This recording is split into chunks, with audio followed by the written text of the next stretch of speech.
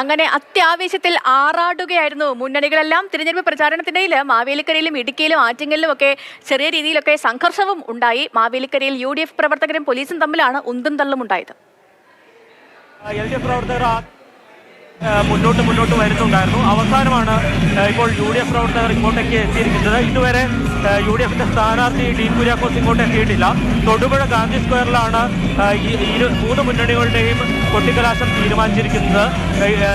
LDF സ്ഥാനാർത്ഥി Joice George കട്ടപ്പനയിലാണ്. അദ്ദേഹം നേരിട്ട് ഇടുക്കി കട്ടപ്പനയിൽ LDF പ്രവർത്തകരും പോലീസും തമ്മിലാണ് സംഘർഷമുണ്ടായത്.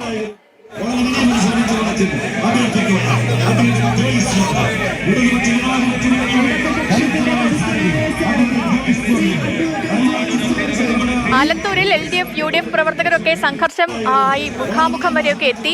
പക്ഷെ പിന്നീട് പ്രവർത്തകരെ പോലീസ് വടംകെട്ടി വേർതിരിച്ചാണ് ഈ സംഘർഷം ഒഴിവാക്കിയത്. വടകര ഉൾപ്പെടെയുള്ള ചില മണ്ഡലങ്ങളിൽ കൊട്ടിക്കലാശത്തിന് വെവ്വേറെ സ്ഥലം നൽകിയാണ് പോലീസ് മുൻകരുതലെടുത്തത്.